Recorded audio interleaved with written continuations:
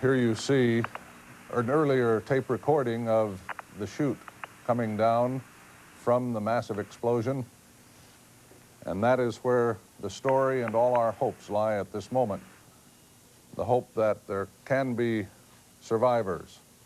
A crew of 7, the first such accident in the shuttle program on the 25th shuttle mission. Once again, let's repeat the members, the 7 members of the crew aboard the shuttle Challenger today. The commander, Dick Scobie, pilot Mike Smith, of course, the person that everyone's been watching, Christa McAuliffe, a school teacher from New Hampshire. Other crew members, Judith Resnick, Allison Onizuka, Ronald McNair, and Gregory Jarvis. The 7 crew members having to wait days through 3 previous postponements for weather and other technical problems. Today, their launch delayed at least 2 hours from the initial point of departure. Today, by faulty gauge and icicles on the pad. Now you're seeing the actual launch itself, and you can hear the cheers and the whoops in the background from Mission Control as it appeared to be a good, safe, and successful launch. Challenger now heading down range.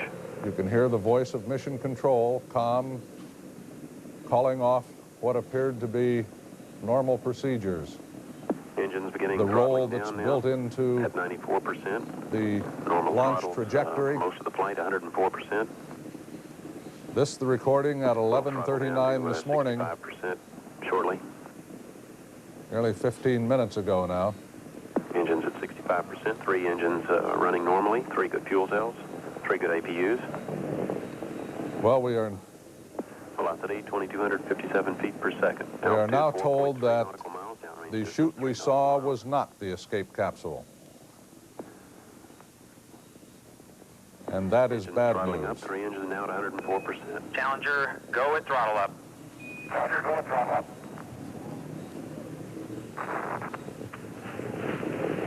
1 minute, 15 seconds. Velocity 2,900 feet per second. There was the explosion. 9 nautical miles. Downrange distance 7 nautical miles. At that point, this 25th mission became something far different from any other for the Space Shuttle program. Plagued by so many delays in the last few weeks, so many questions about its economic viability.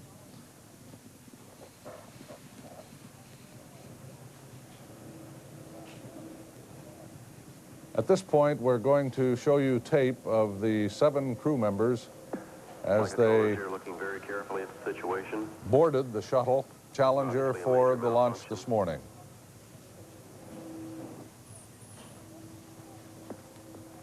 We have no doubt. There you see the crew members. Commander Dick Scobie, pilot Mike Smith, Christa McAuliffe, Judy Resnick, Allison Onizuka, Ronald McNair, Gregory Jarvis. This had been planned as a 6-day mission.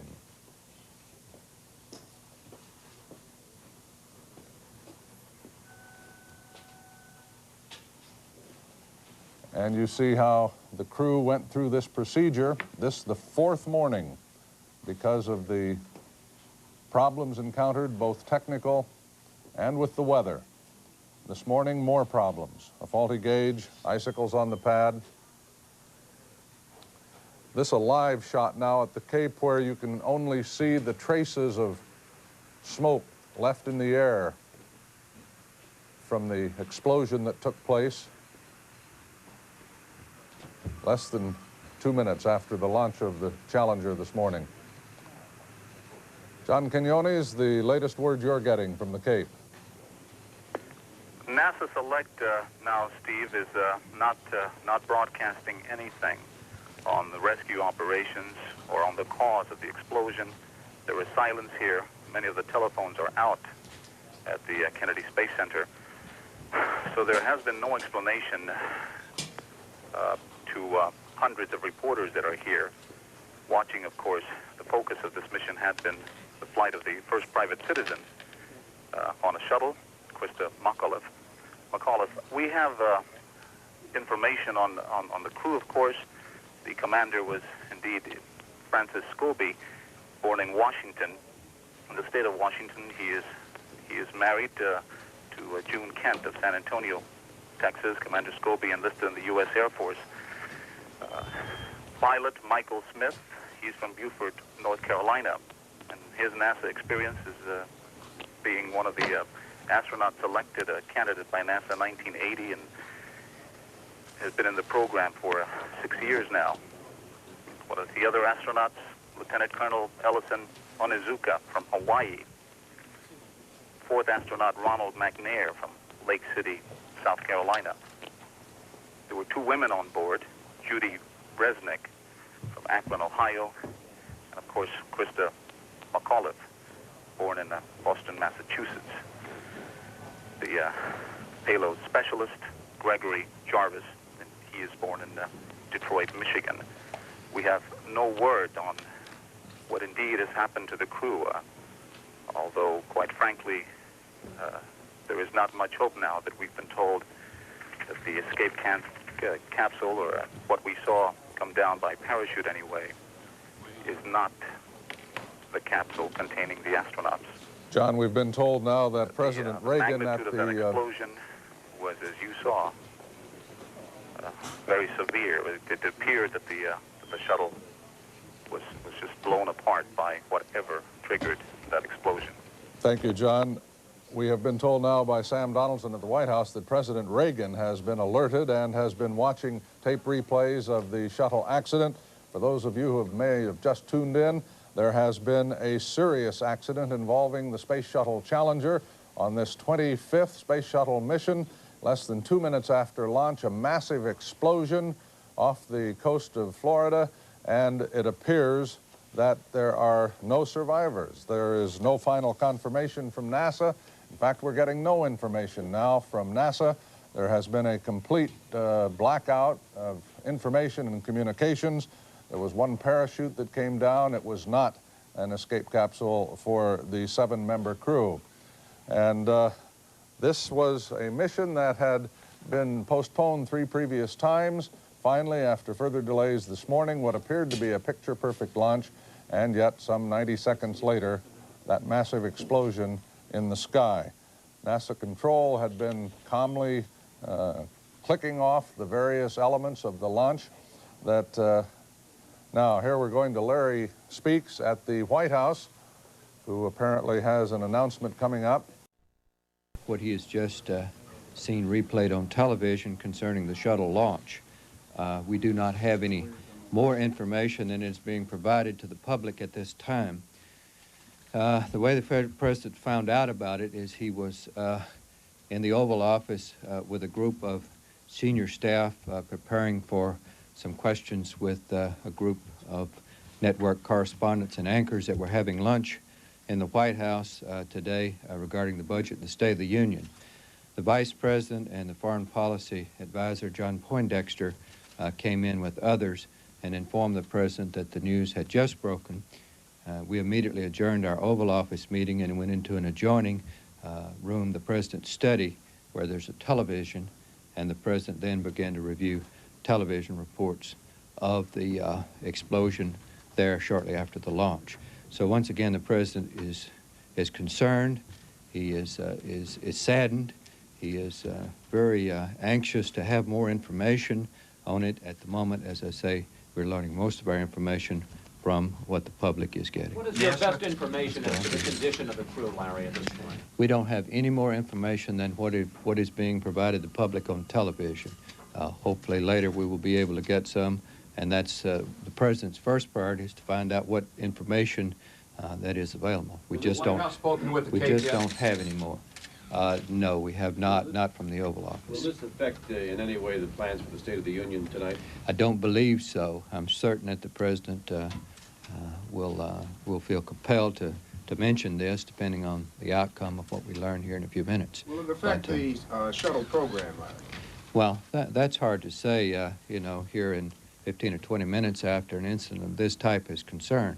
I'm sure it will not affect the United States' determination to consider to continue the exploration of space and all the benefits we've received from it. Can you tell us anything else about the schedule? While this is indeed tragic, it certainly will not deter the United States in its interest in space exploration. All the problems that the shuttle has had, will any substantial reevaluation be done of the program itself? Well, once again, you're very premature in asking a question concerning the future of the space program. The United States has met adversity many times before in the space program. It is one of the most effective and successful programs of that type that any country has ever undertaken. Larry, can you tell us anything specifically that the President said, any quotations, and did he make any mention of the fact that the teacher that he suggested, that the program of a teacher in space, that teacher was on board this flight? Well, I know that was on his mind. Quite frankly, the President stood there in almost stunned silence as he watched the television. You could certainly read the concern, the sorrow, the anxiety on his face as he watched, and the group watched around him. As I say, he was virtually watched in silence. Might anyone from the White House be leading some sort of investigating team, or will it just be up to NASA to investigate this? All this is very, very early, and there's just nothing we can say. Our immediate concern is the crew, and all of these other questions will just have to be deferred until much later. Was anything said about the fact that the teacher was on board this plane? Well, it was something that was on all of our minds, that we did have the first teacher in space, really the first civilian, so to speak, other than our members of Congress who have flown in space, and certainly that's on our mind. Are there any scientific aides who have been able to say that they could survive such an explosion? Just don't have that kind of information yet. You said that the Vice President Poindexter informed the President. How did the White House learn about it? I'm certain that we probably learned it from the news media, as we do many times when incidents like this occur unexpectedly. Might this influence the decision about whether other civilians will be allowed on the shuttle from now on, Larry? Once again, all of these questions, our immediate concern is for the fate of the crew, to find out exactly what has happened to those 7 people aboard. All of these other questions we'll just have to wait till later. Dale? Tell us anything about what the President's schedule, how the President's schedule is changing now? The President's schedule has not changed. He will keep on with what he had planned today and the State of the Union tonight. And once again, I think the only change in his schedule would be to simply be updated and try to seek the facts in this. Will the President be making any phone calls to the family, Larry? I just don't know. Customarily he does, but we're going to wait till we find out what the facts are. Larry, he watched in silence, but were there no quotes that you could give us? Nothing. It was virtually in silence. You know what's being done now, Larry, in terms of searching for... No. All of that information we just do not have yet. Dale, you had one question and you want to go on? Okay. What are your plans? What are your plans about briefing the rest of the afternoon on that? Well, I think once we find out what the facts are and particularly what the fate of the crew is, then we'll be prepared to say something. Larry, did you detect any sign of emotion as the President watched? Was he shaking his head? His eyes moist? Concern, anxiety, silence.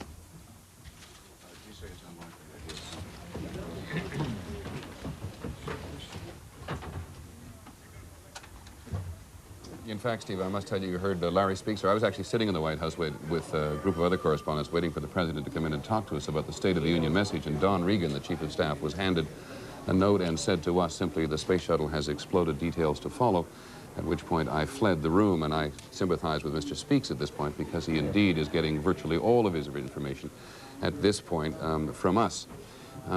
That critical moment for people who have just joined us occurred, as you've been telling us, thank you, with 90 seconds roughly after liftoff. And very interesting, as I rushed from the White House, almost the very first explanation, or perhaps explanation, was that it occurred as they went from power up. And here we see it again. You can see on the outside there, of course, those are the solid rocket boosters.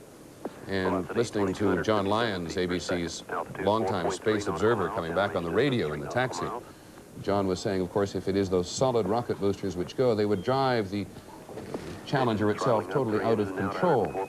Challenger, go at throttle up. There it is. There's the phrase, throttle up, which means they're going to increase from about 65. There was the explosion. There it is. The interesting thing is we're being told by NASA control that it was a completely normal liftoff from their perspective, and prior to the explosion there was no indication of any trouble, as you could detect from the voice of Mission Control. That's right. In fact, it must have been extraordinarily stunning in Mission Control for the Mission Control communicator to catch up mentally with what he was seeing on his screen, very much as we are seeing. The first air disaster, or the first in-air disaster, in the 56 U.S. man-in-space missions. You'll recall, Steve, there was a disaster on the ground back in 1967 during the Apollo program, but this is the first in all of the manned space program. Peter, we have tape now of NASA's first explanation of exactly what happened. NASA has been quite silent, but here is their information. Repeating the information that we have at this time. We had an apparently nominal liftoff this morning at 11:38 Eastern Time. The ascent phase appeared normal through approximately the completion of the roll program and throttle down and engine throttle back to 104%. At that point, we had an apparent explosion. Subsequent to that, the tracking crews reported to the flight dynamics officer that the vehicle appeared to have exploded, and that we had an impact in the water downrange at a location approximately 28.64 degrees north, 80.28 degrees west. At the time the data was lost with the vehicle, according to a poll by the flight director, Jay Green, of the positions here in Mission Control, there were no anomalous indications, no indications of problems with the engines or with the SRBs or with any of the other systems at that moment through the point at which we lost data. Again, this is preliminary information. It's all that we have at the moment, and we will keep you advised as other information becomes available. There are recovery forces in the general area, others being deployed, including aircraft and ships. We saw what we believe to be paramedics parachuting into the impact area,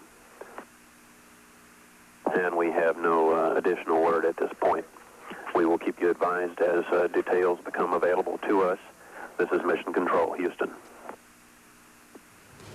There you have it, Peter. I was just going to say, Steve, one of the very first things we would like to have people behind the scenes check is whether or not Challenger had an escape mechanism. Columbia did have one, but I'm under the impression that Challenger does not have the same configuration. The parachute that we originally saw and reported as possibly an escape capsule is probably not a part of this new one. Yeah. And as NASA Mission Control just advised us, the parachutes could have been paramedics dropping into the area of the impact of apparent wreckage in the Atlantic.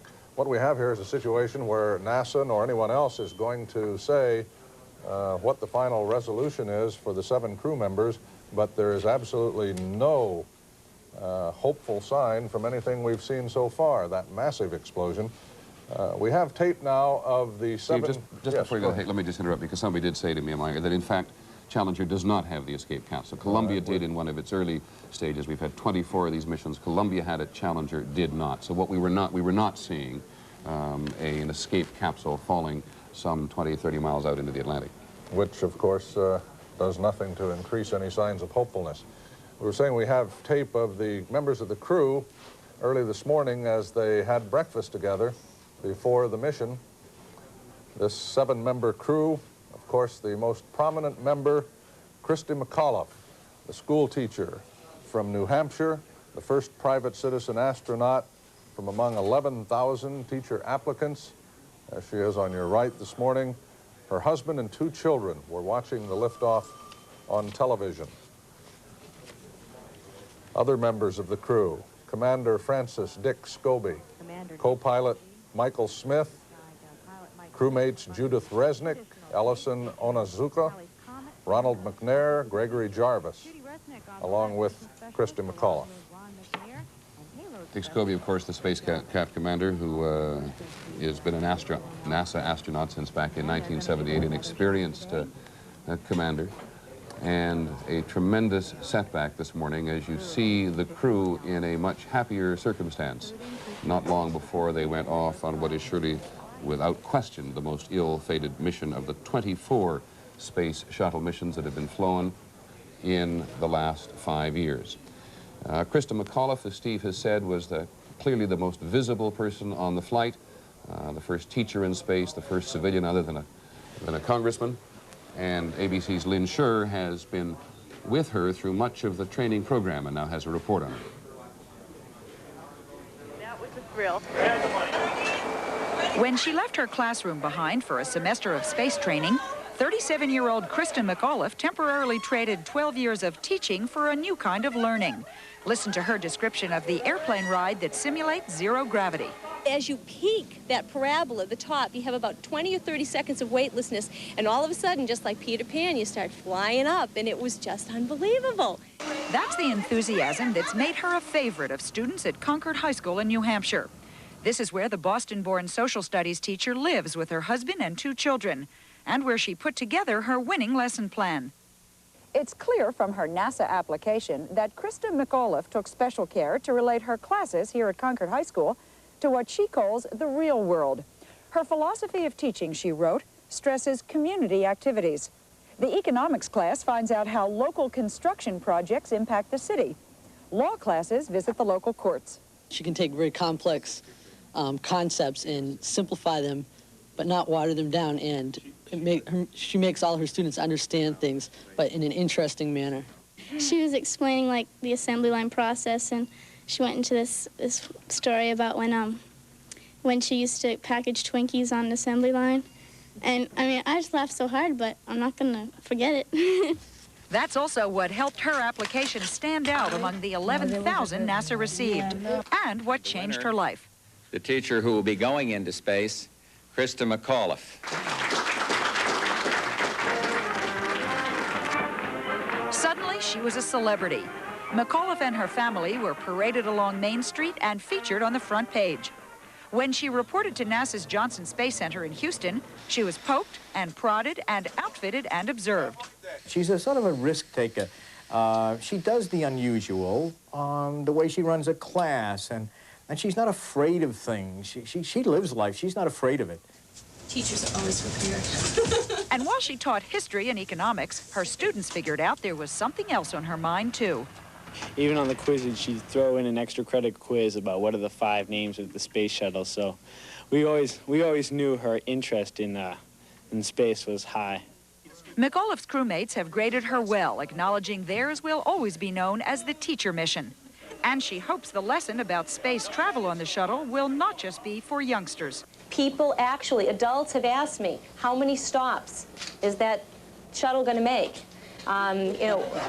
Bring me back a moon rock. It's the kind of misinformation Christa McAuliffe wants to correct. And it's why the high school teacher from New England won't be watching the next space shuttle launch. She'll be on it. Lynn Scher, ABC News, Concord, New Hampshire. 37-year-old Christa McAuliffe from New Hampshire, something of a risk taker, as someone described her, and among the millions and millions of people today who will be excruciatingly saddened by this tragedy are a number of her own school children who went down to the Cape yesterday, Steve, and were expressing, I remember on World News last night, how disappointed they were that the mission had not got off last night.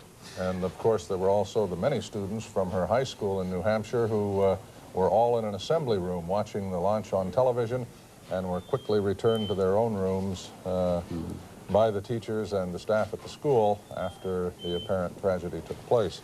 Just to remind you of exactly when it did take place, and also to admit to you that we're very much, as much in the dark as you are. We haven't heard much more from Mission Control than the bare basics. And it is, I think, probably, Steve, to some extent, a reflection of how successful the space program has been, and the shuttle program particularly, that those of us, like you and me, who followed the space programs with absolute passion 10 and 15 years ago, have begun to take it rather like the country did, rather casually, not knowing all of the details of every mission as intimately as we would have 10 or 15 years ago. And we should recap for those of us, for those of you who may have just have joined us, that on this 25th launch of the Space Shuttle program, there has been running normally, 3 good fuel cells. tremendous explosion, what appears to be a major tragedy and setback for the space program. Some 90 seconds after launch, when all appeared to be going well, as you will see in just a few moments, suddenly this massive explosion Challenger, go at throttle up. and almost complete silence from Cape Canaveral. 1 minute 15 seconds. Velocity 2,900 feet per second. Altitude 9 nautical miles. Downrange distance 7 nautical miles. You can tell there so instantly that the mission control communicator to the rest of us was hardly even looking at his screen or couldn't believe what's happened. And there you see flying out of control what we don't know, perhaps the solid rocket boosters, which are on the outside of the shuttle, or whether the external tank itself, which is attached to the shuttle, actually blew up. But at that point, they were going just under 2,000 miles an hour, 3 times the speed of sound. And if it, whatever it was, the solid rocket boosters or the external tank, it would have clearly driven the shuttle itself out of control. Let's listen to mission control. Obviously a major malfunction.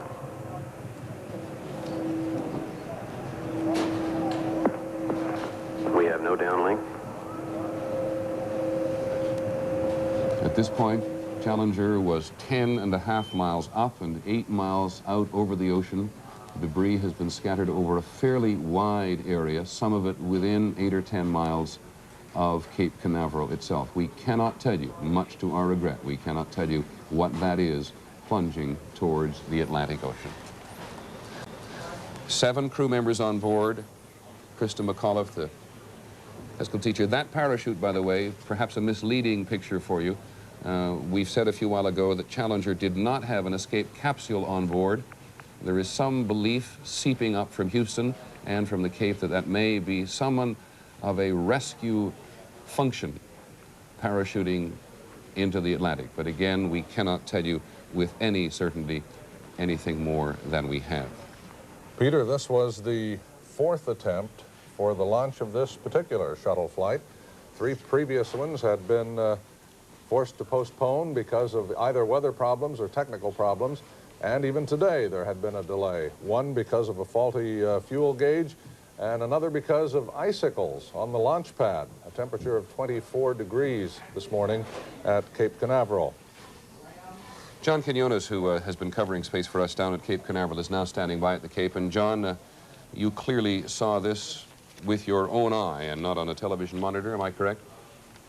That's right, Peter. I was outside with hundreds of spectators about 10 minutes before the scheduled liftoff. The launching had been delayed 3 days due to bad weather. As we reported last night, it was rescheduled to finally leave at 9:38 this morning.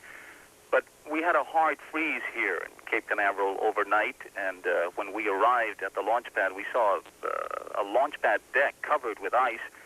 Overnight, water and fuel systems had been kept draining, bleeding over that area so that the fluids on the spaceship or launch pad would not freeze.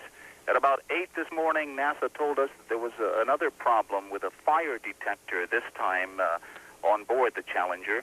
Some electronic components of that fire detector were replaced, and then we were told that at that time, all systems were go. The liftoff delayed by just 1 hour this morning and then rescheduled till 9:38.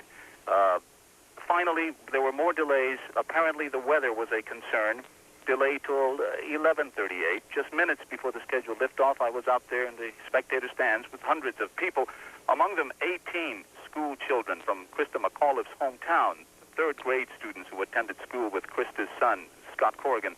Those children watched, gasping at the liftoff, very impressed, obviously. It appeared that very few of the spectators knew what had happened until about a minute into the liftoff when NASA control announced that something had gone wrong. The shuttle Challenger simply blew apart as we saw it from the ground. I am told with a force of 2.5 million pounds of thrust. Awesome power that even NASA admits may leave very little to recover. Let me ask you this. There must be turmoil there, John, at the Cape, as I'm sure there is in Houston as well. Do you have any indication from anyone there of an official or expert nature what may have happened? No idea. Well, that's simple, and that is clear. John, We understand, Peter, that the recovery crews, we saw 2 parachutes that NASA cameras picked up and showed us floating to the ground. David who? We are being told that it is believed that those are paramedics headed into the recovery area to see what they can find. Okay, John, thank you very much. John Quinones at the Cape. Of course, once the Challenger was taken off mission control, that is to say the control of the mission shifts to Houston in Texas, and so at Cape Canaveral, why, as we suggest, there may be turmoil this morning, there is not an absolute amount they're going to be able, I think, Steve, to provide us in terms of information. We've been told, Peter, that President Reagan was watching in stunned silence the replay after he was informed of what had happened, and one of the first recognitions of this morning's apparent tragedy came from the House of Representatives, which declared a moment of silence. The Reverend James David Ford, the chaplain, leading the House in the silence. Let's listen. And at this special moment, let us remember in silent prayer those who were involved in the spacecraft shuttle accident just a few minutes ago off Florida. Let us pray.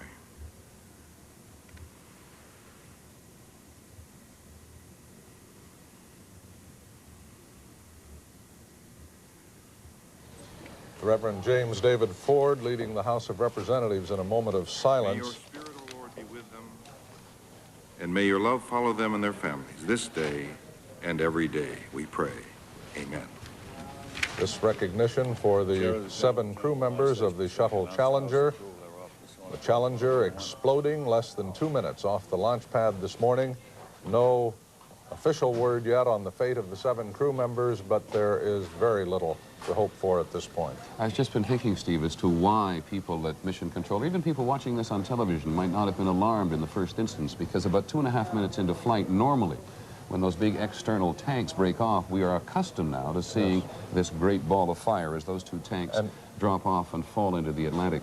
Sitting here watching protectively, because we take these for granted now, that was the first thought of all of us. Hopefully, this is just an aberration on the normal separation that takes place. Obviously, it was much more than that. Let's look now at tape of the crew members as they arrived at Cape Canaveral last week. Thank you very much.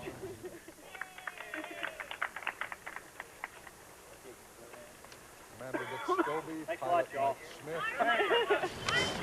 Astronauts Judy Resnick, Ellison Onizuka, Ron McNair, Greg Jarvis, and of course, Christa McAuliffe, teacher from New Hampshire. They represent a great deal of the country too, as you look at their names and see them before the mission. Dick Scobie is from Washington State. Mike Smith was born in Beaufort, North Carolina. Judy Resnick was born in Akron, Ohio. Ronald McNair from Lake City, South Carolina. Ellison Onizuka was born on the island of Kona in Hawaii, and Greg Jarvis, who is the payload specialist on board the mission, was born, if I'm not mistaken, in Boston, but I'm not absolutely sure about that one either. The same thing, by the way, Steve, has happened in the House of Representatives, happened in the Senate. Senator Jake Garn from Utah, of course, had been the first politician who had flown in space, rushed over to the Senate floor where he wanted to make a statement. There's no question. I mean, again, I have to come back to this business at the White House. We were all sitting around waiting for the president, as is often traditional on the day of the president's going to make a State of the Union message. And his chief of staff is there, and his aides, and the president is in the next room preparing to come in. And there is this stunned silence where the safety of individual Americans on something which, A, we've become so accustomed to, but B, has just become so symbolic of America, this search into space, when it all happened. I don't doubt this is happening all over the country.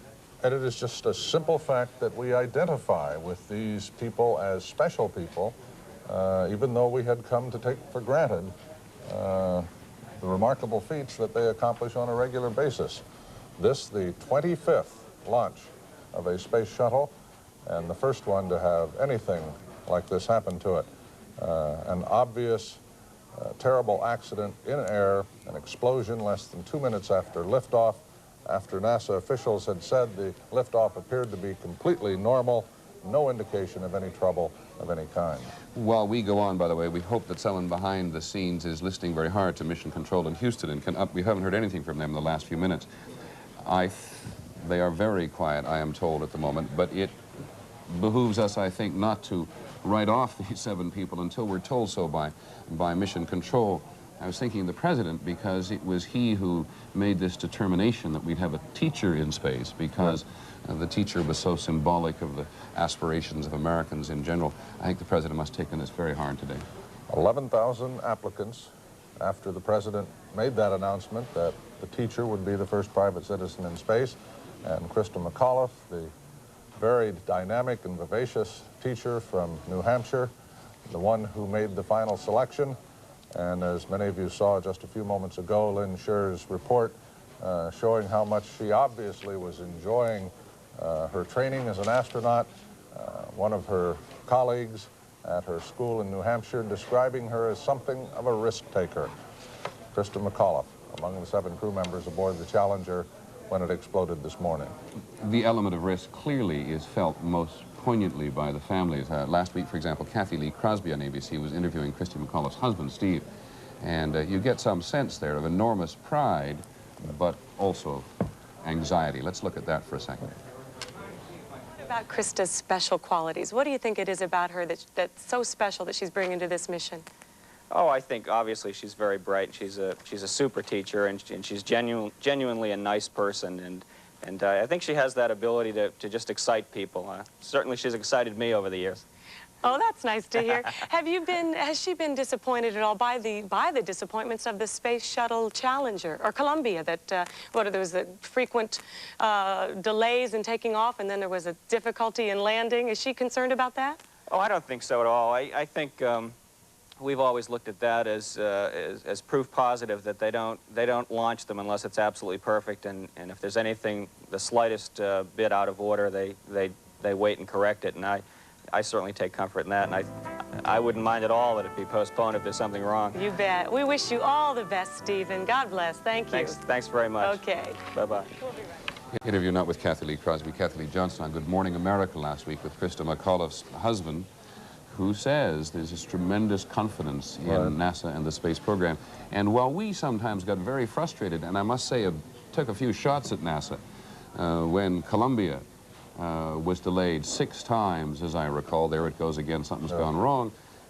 It is that determination that's always existed in the space program to make sure that nothing goes wrong, which leads to these delays.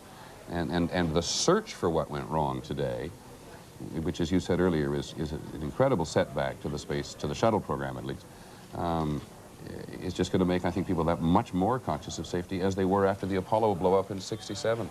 When you look at husband Steve there in that tape recording, then you stop to realize that he and the 2 children, McAuliffe children, were watching live the launch this morning. And of course, less than 2 minutes after the launch, the massive explosion in space.